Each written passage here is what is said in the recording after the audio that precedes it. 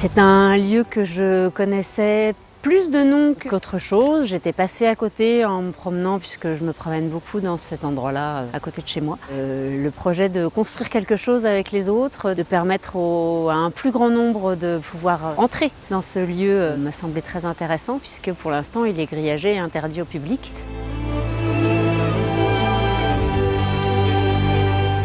On se rend compte qu'il y a des anciens bassins qu'il faudrait reprendre, il y a des bâtiments qu'il faudrait faire revivre, il y a aussi des portes d'entrée style Art Nouveau qu'il faudrait remettre en valeur, des cheminements qu'il faudrait recaractériser. Il faut qu'on trouve le bon niveau pour pouvoir rendre ce parc agréable tout en lui conservant son aspect d'origine. Ce qui veut dire que ce n'est pas une mince affaire.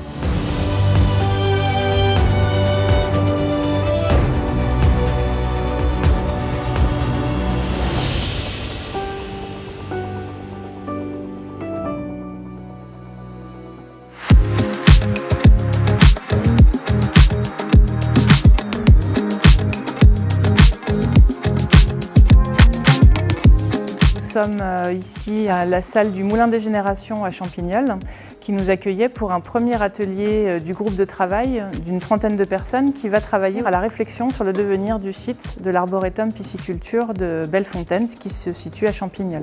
Nous, en fait, en tant que conseil départemental, on est propriétaire de cette partie-là de l'arboretum.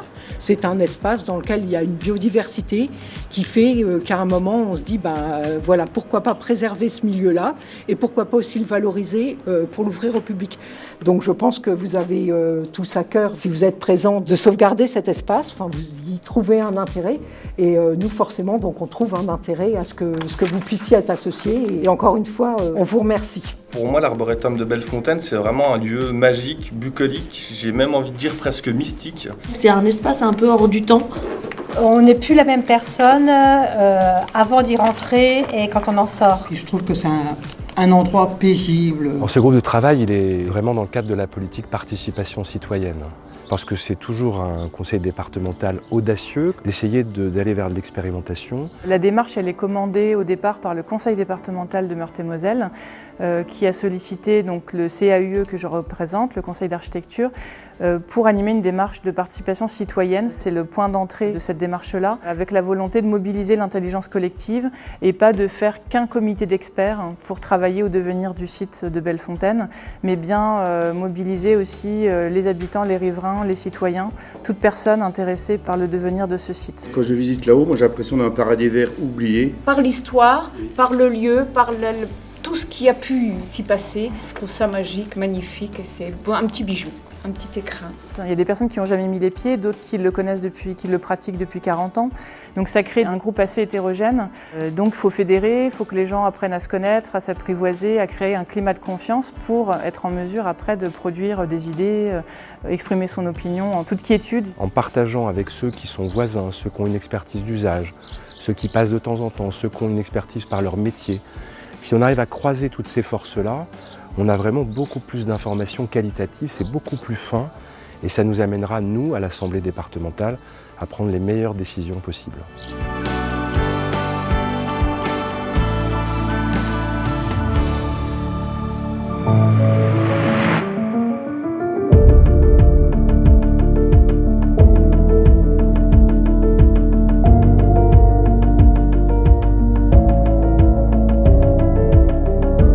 Ceux qui ne connaissent pas le site, il y en a quelques-uns parmi vous, c'est de prendre connaissance du site, quelles seraient les opportunités ou les craintes qu'on pourrait avoir en se disant si on l'ouvre au public, là j'ai peur que, voilà, vous aurez l'occasion de le noter.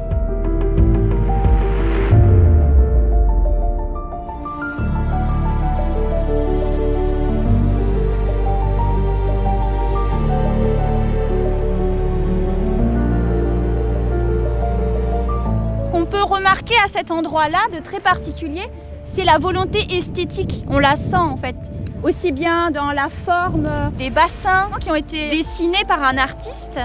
Et on retrouve le style japonisant dans les bassins, qui ont été créés donc à la fin du 19e, début du 20e.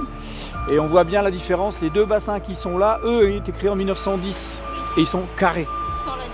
Alors que les autres, vous voyez bien, ils ont le style japonisant. C'est vrai que là, il y a des gens qui ont une connaissance naturaliste forte et qui ont une expertise, je dirais presque une ingénierie très très forte sur un sujet. Par contre, il y a une expertise d'usage qui est faite de celle du simple passant, mais qui a déjà quelque chose à dire. Vous savez, c'est un peu la promesse démocratique. Chacun, en tant que citoyen, peut se prononcer sur n'importe quel sujet. On n'est pas dans une démocratie où c'est que l'expert qui a la parole. Donc là, on n'a pas de verte, on n'a que de la grenouille rousse. La verte, on ne la trouve pas sur le site. Il y a vraiment des espèces très patrimoniales et qui sortent un peu d'ordinaire de nos forêts actuelles. Et voilà, donc il y a un autre espace qui servait plus de pépinière et de production à la base.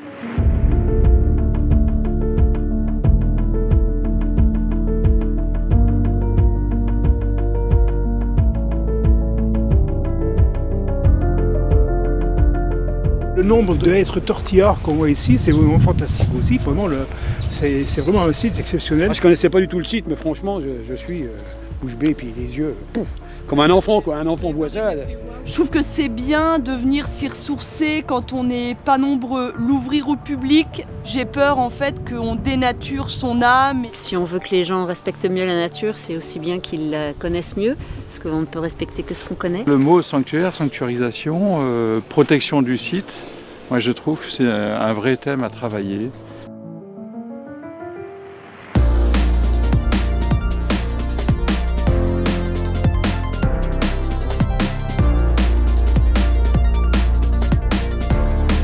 Initialement, les arboretums, c'était vraiment à la fin du XIXe siècle, ou même un peu avant, le fait de ramener des essences exotiques. Donc à l'époque des grands voyageurs, on ramenait des graines sur son territoire et on faisait des tests d'essence. On a une population urbaine très importante et que c'est important pour le bien-être des gens de pouvoir sortir en forêt. La maison est là. Et bien là, on a une Cette partie-là est plutôt ouverte. Ici, par contre, ça se referme, non? Ça se referme. Ça se referme. Voilà. Si on veut visiter l'arboretum dans son ensemble, il faudra quand même redessiner un parcours. Est-ce qu'on peut dire la fermeture, ça va être ça? C'est à peu près là que ça démarre? C'est bon là, oui. Ouais, là, et là, je referme comme ça.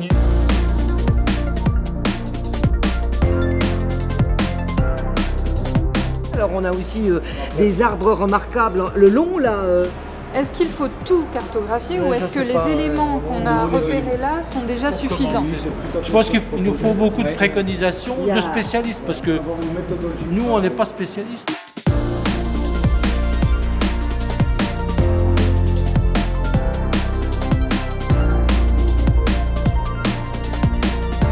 Tu peux pas faire venir du public dans des ruines. On met un périmètre de sécurité très large. C'est pour que les arbres poussent mieux. Enfin, c'est de l'entretien forestier, quoi. Là, on a un seul scénario. D'accord, là, on avait deux scénarios, on a un scénario.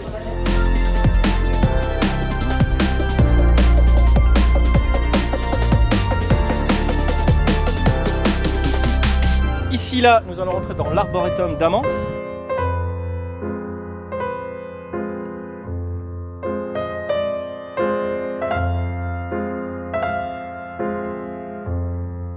Là, pour l'accueil du public depuis 1 an et demi, pour y revenir assez régulièrement, on a constaté 0 dégradation. Alors les deux arboretas, comme on dit, les arboretums, ils ont la même histoire en fait. Ils viennent de l'école forestière. Donc celui-ci avec une vocation pédagogique qui est à côté de la forêt de l'école, et puis celui de Bellefontaine, ils ont exactement la même histoire. À Bellefontaine, il y a la pisciculture en fait, où il y avait en plus le test d'espèces de poissons. Parce que vous savez, l'eau et la forêt, ça va toujours un peu ensemble. Donc en général, on gère la forêt, mais on gère aussi les étangs et l'eau qui va avec, quoi.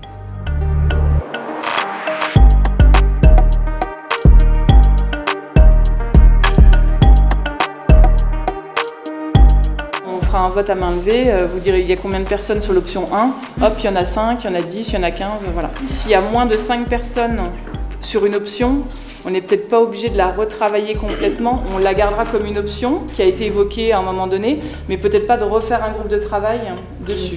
Donc le stationnement existant, est-ce qu'on le limite? Oui. Comment les gars? Il y a juste un petit carré là, et du vélo. Par contre, faut pas se garer trop loin parce que les gens se garent. Non mais en vélo. Les bassins, c'est du béton, et ça glisse énormément, surtout quand il a plu. Il faut que derrière ça, les clôtures soient remises en état. Dès le début, on a pu entendre les points de vue de chacun, et puis au fur et à mesure, on a quand même été très très bien guidés par les facilitatrices du CAUE, mais à force de s'entendre, on réfléchit d'une fois sur l'autre, et petit à petit, les avis, les doutes qu'on a, il y a tout un cheminement qui se fait presque l'air de rien. On s'était dit que c'était intéressant de pas forcément faire quelque chose de traversant, mais de faire une boucle bien matérialisée. L'idée serait de remettre en état ces bassins, mais de manière très traditionnelle, avec des techniques soit par l'argile, soit par la glaise, ce qu'on avait évoqué. On voulait rester dans une esthétique paysagère, avec des choses qui étaient déjà disponibles sur le lieu et le plus naturel possible. Ce groupe, je trouve, nous a amené à prendre un petit peu de recul par rapport justement à l'aménagement de ce site et à envisager des choses qu'on n'aurait probablement pas imaginées seuls. Charge à nous justement de ne pas les décevoir et de prendre en compte tout leur travail, tout leur investissement. Moi j'espère qu'ils nous renvoient donc un certain nombre de préconisations les plus précises possibles avec un équilibre qui nous permettra derrière de faire l'arbitrage le plus respectueux de leur travail. La deuxième chose que j'espère, c'est que ce groupe-là ne s'arrête pas de travailler à la fin du dispositif des 7 séances, mais qu'il y ait peut-être un petit groupe qui suive derrière l'ensemble du chantier jusqu'à l'arrivée. J'ai l'impression qu'on a toute la matière pour avoir une présentation aux élus la semaine prochaine.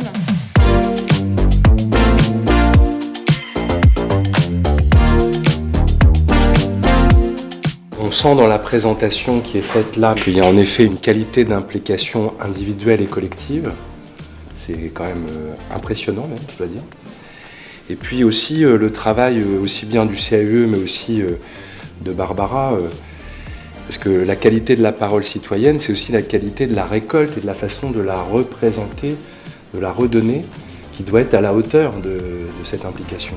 On fait une proposition que l'entrée se fasse uniquement sur un seul côté de l'arboretum, au niveau de la route forestière, et que ce ne soit pas traversant. C'est de faire un inventaire complet de la faune et de la flore existante à tous les niveaux, que ce soit à un niveau microscopique, voire jusqu'au gros gibier. Et alors là, il y a un consensus général sur un parcours qui contourne les bassins, qui aille jusque l'obélisque au fond et qui revienne, donc un circuit. Personne n'a fait la proposition d'un jardin à la française. Ça me rassure un peu quand même. Au départ, on n'avait peut-être pas tous les mêmes idées, mais finalement, on est arrivé à un consensus.